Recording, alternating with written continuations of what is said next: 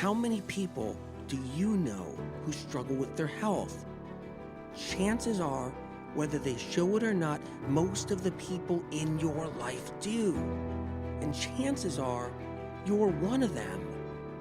Whether you're dealing with anxiety, depression, endometriosis, acne, eczema, autoimmune, thyroid, Lyme, brain fog, fatigue, or any other symptom or condition, you're far from alone. Living with symptoms has become the new normal. So no more guessing games. It's time to get answers. Welcome to the Medical Medium Podcast. I'm Anthony William. We're talking about sodium, salt. Do you like salt? Do you eat salt? Do you drink salt? Are you adding salt to your water because the trend tells you so? And what about a sodium deficiency? We're talking about that too.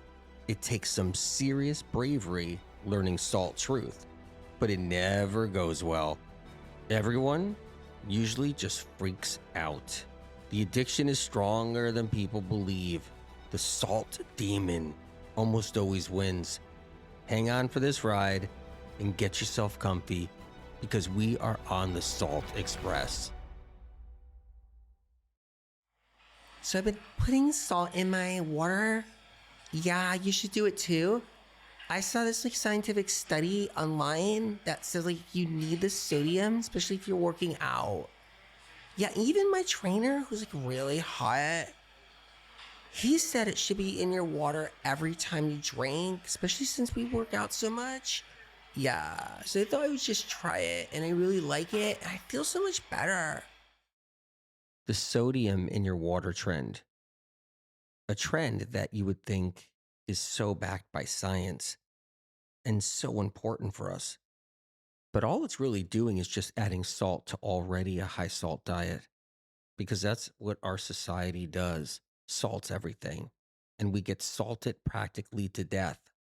So first, let's address the salt in the water trick. It's a dangerous trick. No one would believe it. It's almost unbelievable. But here's what happens. When you put salt in water and send it down on an empty stomach, and you may not have had food before or shortly after, then that salt water goes directly into the liver. Not to detoxify it, not to help it, but to pickle it, to actually pickle it. The last thing our livers want is salt shock. Salt shock. It's what happens when it mainlines right to the liver with nothing buffering it. You ever see what happens when a body part is salted? Like a pig rump or some type of meat, and it's salted? A salt rub, and then it sits there and ferments. The salt just sucks the juice out of it over time. If you salt a human being while they're alive, they'll die. If you pack somebody's body with salt, like pack them with salt, where their whole body's covered in salt, and then wrap them up with foil, make sure they're nice and packed, nice and tight and neat. Over time, their skin would practically melt off. Their juices would leave their body. They would get severely dehydrated. Their tissue, their muscle meat would get dehydrated. Their blood would turn into a salty soup. They would die. We're told out there all the time by people in the trainer world, the exercise world, the science world, that we're made of salt. The medical world, that we're made of salt. Not true. Yes, sodium's a critical mineral. Yes, we have it in our bloodstream and in our organs. Yes, we need it. Yes, it's the foundation of a building block, an electrolyte. Yes, we need it for neurotransmitters. But too much of a good thing goes bad. Too much of the wrong good thing goes worse. There's two worlds of thought out there. One is the old standard American medical model, which is you got to watch out for sodium. Too much sodium, not good for your heart, not good for your blood pressure. Stay away from salt. Do a no salt diet. That was the old standard medical model. And then the new alternative health slash conventional medical model slash health model, which is you need sodium, you need salt. And they believe the old conventional model of being salt free as wrong. They think it's wrong information, outdated, bad, and so forth. But both worlds are wrong. We do need salt. Our bloodstream needs salt, but the right kind of salt.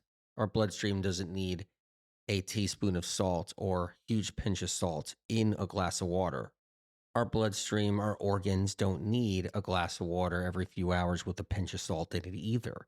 We don't need direct hits of salt like this. If someone has a liver disease, cirrhosis of the liver, hepatitis C, or a liver that's on the edge of failing, and you do a whole glass of water and you put a nice hunk of salt in there or a pinch of salt, you're risking a liver shutdown. You're risking a liver failure because your liver is going to uptake that sodium. It's going to shock it, and it doesn't shock it to cleanse it. The shock instead paralyzes it, puts it in a different motion, shuts it down, slows it down. Hard salt is toxic to the body, but yet we're being told and conditioned every day in the health movement that salt is healthy for the body. So much so, it's actually scary. Everybody's pushing sodium, pushing salt. Of course, they're pushing the good salts and they're standing behind that. Rightfully so. Good salt is good salt if you're going to use it. But salt is still toxic, highly toxic on the body in large quantities. In large quantities. And that's what's happening. Now, it's different if you have a little bit going on your food. You have a buffer. The liver's buffered. It can actually disperse differently. It gets into the bloodstream differently. But when it's in the glasses of water and thrown in there like that straight, empty stomach most of the time, it's shock. Toxic shock syndrome to the liver through salt. And when high quality sodium, high quality salt is on food, it has a different delivery system. It can bond onto something, hopefully, bond onto something temporarily. Maybe not long term, but temporarily. All these different nutrients you have in all your different foods, antioxidants and phytonutrients of all kinds, sitting there right in front of you on your plate, the salt gets put on there. There's a chance it's going to bond to something, at least temporarily. You have a better chance when it's like that, when it's with food, a better chance you won't get a shutdown, a better chance the salt will be bonded. Now, remember, if you're on a ship and you're thirsty and you're out there on the ocean for a long time and you start drinking that salt water, guess what happens? You die. You get dehydrated, you get pickled, and you die. And guess what? It happened over and over again out there. People got desperate. They were in the ocean, on the ocean. Maybe they were stranded somewhere, and they drank and consumed salt water. If it was okay to stick salt and water every single day while you're training or exercising or living your life, just doing it every day, if it was okay, then it would be okay to drink it in a glass right out of the ocean on a ship every day. But what saves somebody to do it now out of a glass and a pinch is they end up doing something else a little later. They drink coffee, they have a snack, they have a shake, they have some food, they have dinner, and it keeps them in the okay enough zone. They're still damaging themselves, they're still damaging their liver, but it keeps them in a safety zone enough to not notice it. Now, you would think the brain, it runs on electrolytes. Neurotransmitters need electrolytes. Sodium is something the brain needs. Then you would think drinking seawater every day on a stranded ship would feed the brain. You would do pretty good. But instead, it pickles the brain. And that's what happens. It's not just the liver that goes into shock, the brain goes into shock over time. You end up pickling the brain. Your brain starts to die.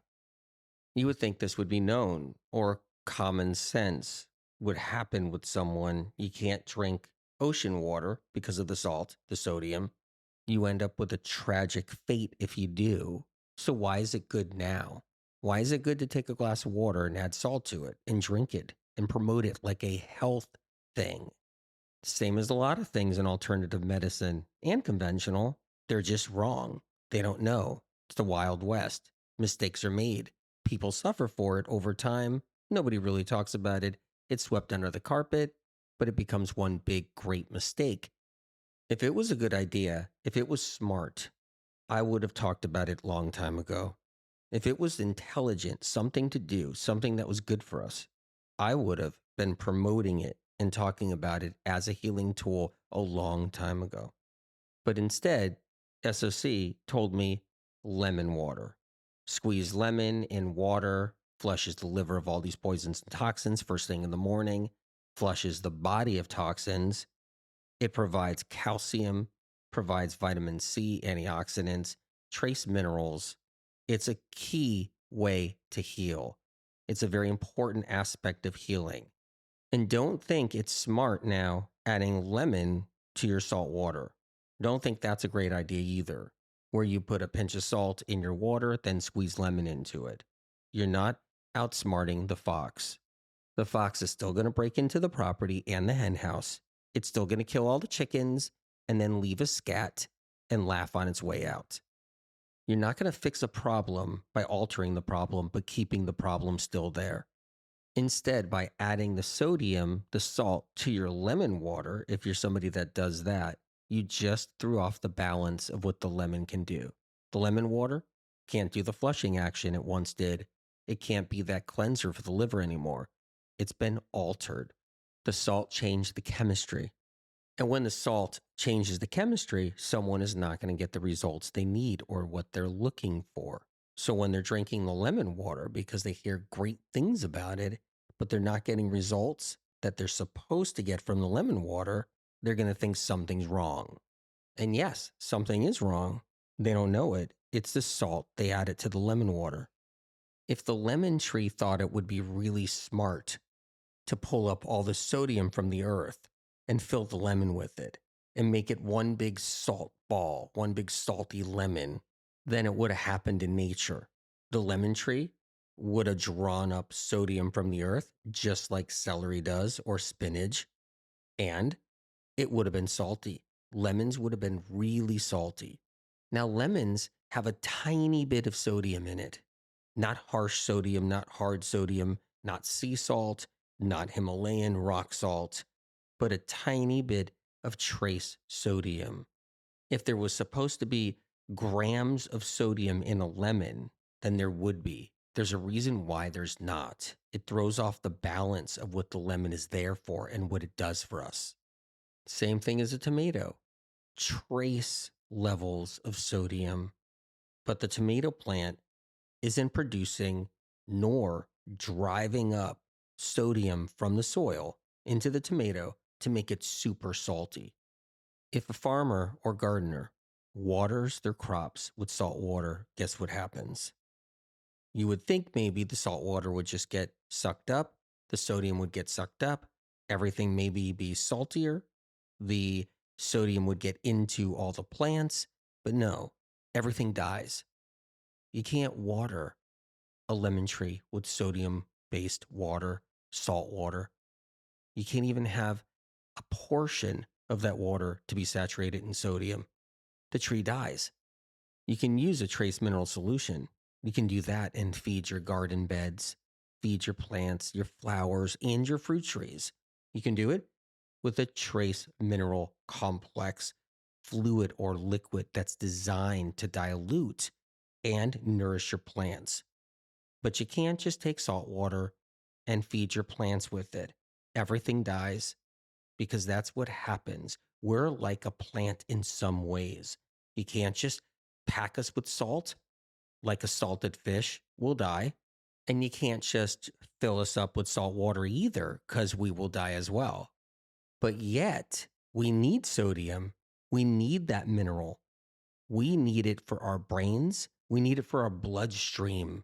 We need it for our tissue and organs and muscle. In the 1970s, during heat waves, science came up with some information. A lot of people were drinking a lot of water during a heat wave. They were just guzzling gallons of water throughout the day because it was about staying hydrated. It was really hot. It was sunny. Maybe they were in an area without air conditioning. A lot of people back in the 70s did not have air conditioning. And during heat waves, people would eat less. So they wouldn't eat some big old steak dinner with a bunch of salt on it. They wouldn't eat some kind of food. They wouldn't have pancakes. They wouldn't really have much of anything. The heat waves rolled in. Nobody had air conditioning. Everybody was trying to put ice on themselves from the refrigerator. And everybody was drinking lots and lots of water. And if somebody didn't drown themselves, where they drank way too much, more water than their kidneys can process, more water than their bloodstream can contain and hold, and they diluted themselves to such a degree where their lungs filled with water and they drowned. If they didn't have that happen and they were able to process that water, their kidneys were able to excrete it and they were able to drink a couple of gallons a day, a few gallons a day during a heat wave. Then science and research would say you're not retaining the water during a heat wave. It's dangerous. There's no sodium. People are just peeing the water out as it's going in and they're not getting hydrated. So science and conventional medicine had two schools of thought. You need to drink a lot of water when there's a heat wave, and you can't drink a lot of water during a heat wave because there's no sodium. Reminds me of sugar. We need blood sugar to survive. We have to have a certain amount of blood sugar or we can't function or live. Our brain needs glucose, sugar, within 10 seconds, 5 seconds actually, before it starts to die if it doesn't have it.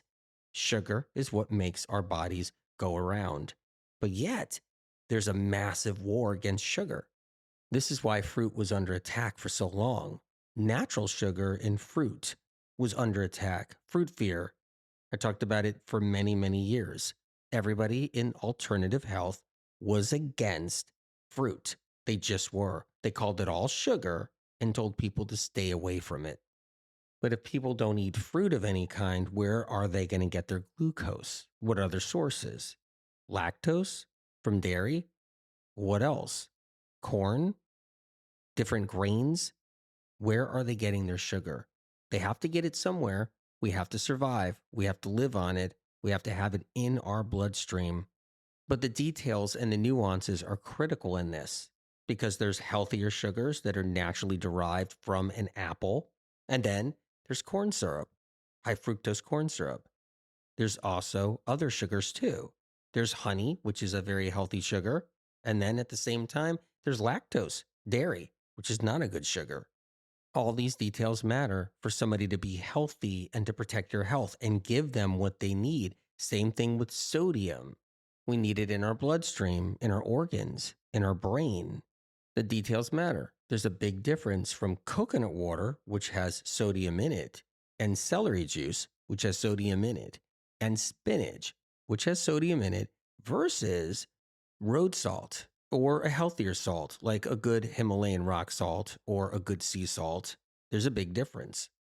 Plus, when you drink coconut water, you can't control the amount of sodium in there unless you add it to it. It's naturally balanced, just right for the human condition. But when you farm salt and you hold on to it in your hand, you have your free will and control. You're the one taking it, throwing it in water. You see, it's not like coconut water. That's nature doing it.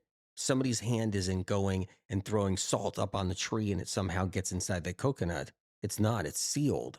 But we take it in our hand, our shaker, we pinch it, whatever we want, and we throw it right into that water. It's different than adding some sodium to your food. The sodium going into food gets buffered. It may not be the best thing. You don't want a lot of it on there, but at the same time, it is getting buffered to a safety zone. Unless it's so much salt, it makes things complicated.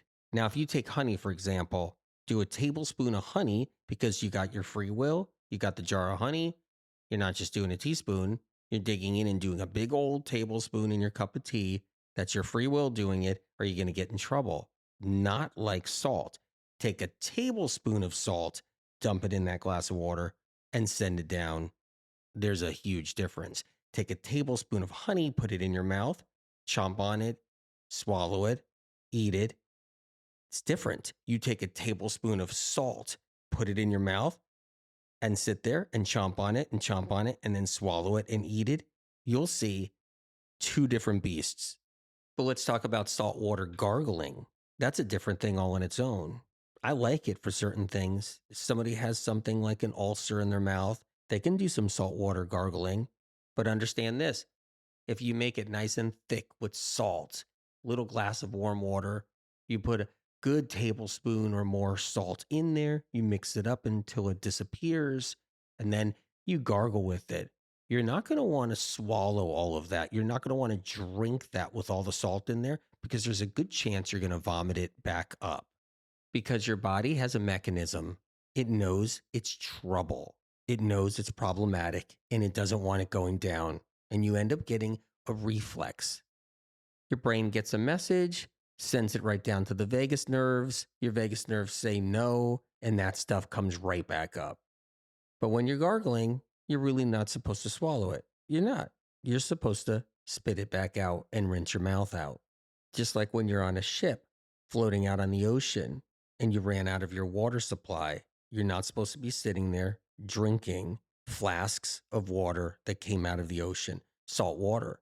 You can gargle it, but you can't swallow it. But yet, once again, our bodies need sodium. They do. And some people, they fight an addiction because of it. Because, yeah, we do need it, but yet we get addicted to it. And our favorite way to eat salt is with oil, especially on chips. Salty, oily, salty, greasy, salt and fat. It's our favorite combination. And what happens is the fat cuts the salt. That's right. The fat cuts the salt, hides it just enough. We love that fatty, salty, crunchy taste. We're the only creature on the planet that adds salt to everything. All the other creatures on the planet, they're not doing that. You think a family of bunny rabbits are sitting there saying, pass the salt. Hey, let me have those few blades of grass. Get some salt on this thing. It's bland. What about a lion? Lion wants some animal meat. Is that lion saying, ooh, we need some salt cracked on top of this meat right here? It's not salty enough. I want to have my meat salt to taste. And what about a monkey that likes to eat wild figs? Is that monkey saying, this fig needs salt? Whoa, I'm eating a bunch of figs. I feel like I need some salt here. Please pass the salt, somebody. What about a bear? Bears eat some meat too. They're not asking for the salt. They're not craving the salt. They're not saying, hey, this piece of meat that I just killed, this animal that I just killed, needs a whole bunch of salt. It's too bland. It's yucky. Don't get mistaken when you hear something about a rock salt deposit somewhere on a mountaintop that an animal went up to and licked. And that was all of a sudden the answer to it all. First of all, it's a big planet. There's not a lot of options for that. Salt just isn't everywhere, laying everywhere, totally exposed, ready for every animal to lick it. Very few wild animals on this planet have access to a salt deposit on a mountaintop somewhere on this planet. And when it comes to ag, when it comes to raising animals for slaughter or raising animals in general for sale and so forth, what happens is they do the salt thing for salt addiction. They salt up the pigs so pigs eat more and more. The fatter, the bigger the pig can win an award. The same thing with anything. Cows and so forth, fatten up the cows, sell more meat, thicken up the steers, then you can sell them price per pound, get them addicted to sodium. They sell salt blocks, blocks of salt. They want animals to take a lick if possible because steers can get fussy with their food. If the steer gets too lean, it's not good. Farmer is mad. They salt the food. They want them to lick the salt blocks. It makes them hungry, gets them addicted to more food. Then they can feed them more, thicken them up, and sell them.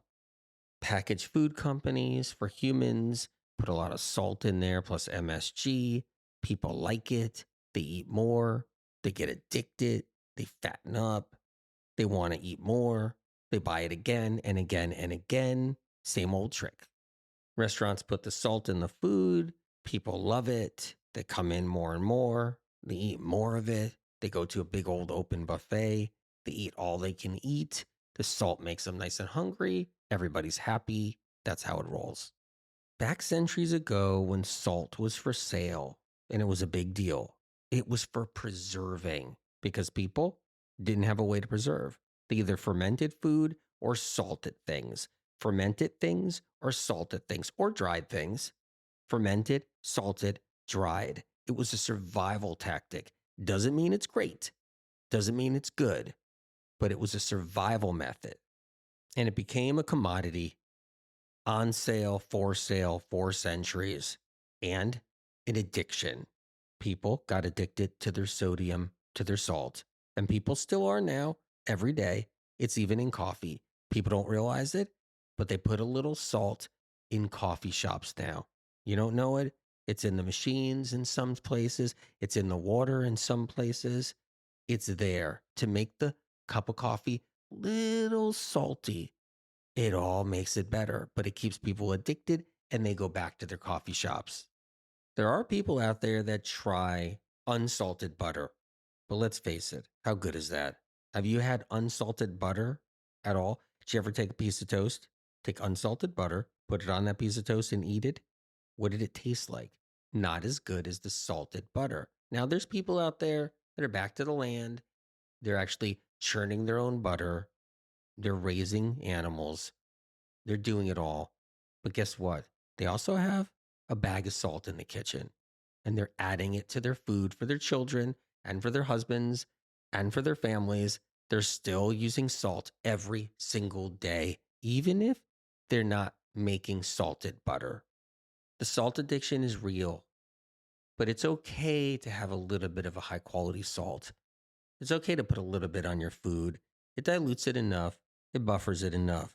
It's not liver shock, like when you're dumping it in water. So people love their sodium. They love their salt, and our bloodstream needs it. But what our bloodstream and our organs really cry for is sodium that's naturally derived in something like an herb. There's a little bit of sodium in fresh herbs, cilantro, parsley, sage, thyme. There's a little bit of sodium in spirulina. That's one all on its own. There's a little bit of sodium in barley grass juice powder. There's a little bit of sodium in tomatoes, in lemons, and there's a decent amount of sodium in celery, in coconut water. When you use these forms of sodium, they're bonded to trace minerals that hold out. They become holdouts. What does that mean? They stay in the bloodstream and they keep a balance, a sodium balance. So somebody doesn't go sodium deficient or sodium overload.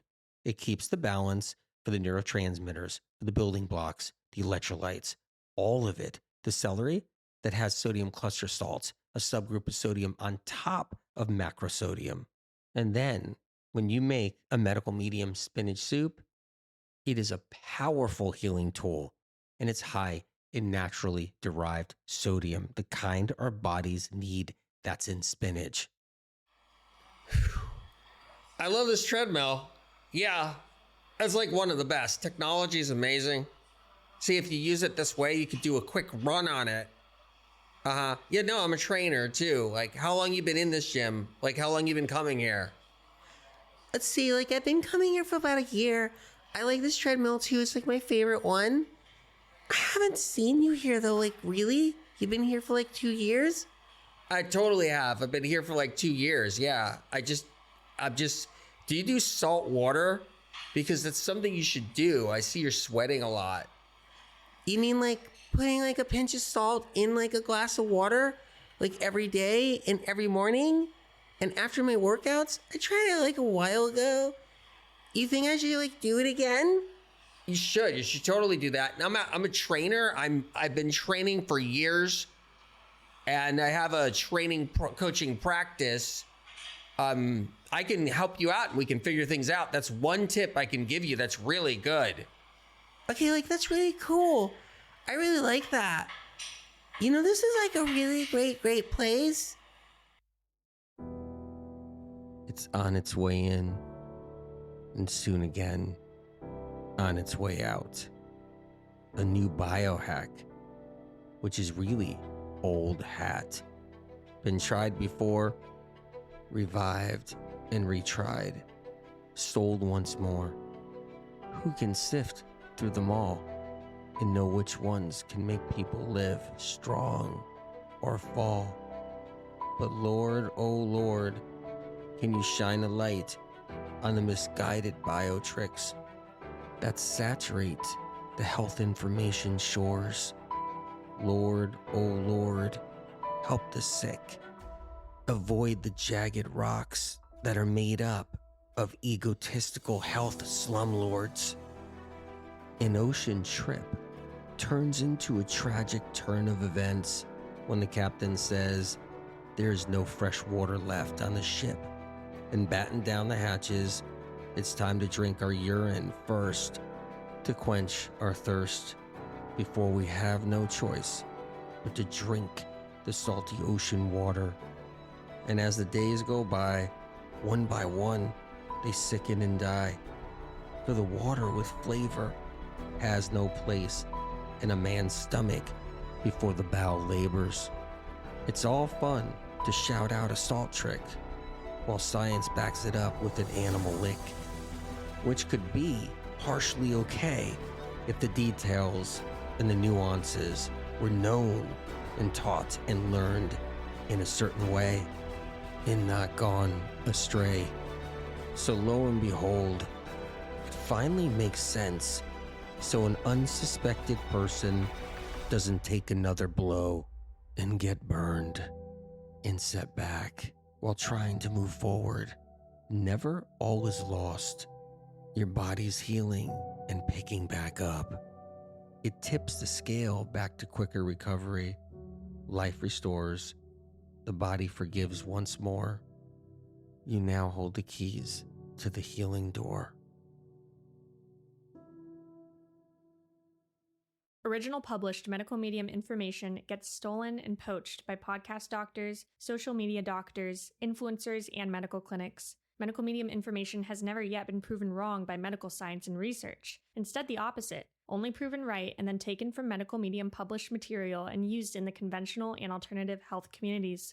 Medical medium information continually sets the stage for medical science to understand chronic illness better. If you choose to share or use the original, unique content from the Medical Medium podcast, books, or Medical Medium social media, please cite where this information comes from, so others who see and learn of this information have a chance to know where it all originates, to give them an opportunity to heal, so they don't end up losing years of their life searching for answers like so many have before them. The Medical Medium information here on this podcast doesn't come from broken science, interest groups, medical funding with strings attached, botched research, lobbyists, internal kickbacks, persuaded belief systems, private panels of influencers, health field payoffs, trendy traps, or gathered bits and pieces of gimmicky confusion. Because chronic illness is exploding like never before in our modern day history, it takes a greater force than us down here. It takes a helping hand from above. Medical medium information has street cred. It's an organic movement of countless people around the world healing. More healing stories of real people not being paid to tell their life-changing experiences of rising out of the ashes of sickness and entering into the light of full recovery, getting their lives back and finally healing when nothing else in the world of health could move the needle and get them better. The information on this podcast is not man-made.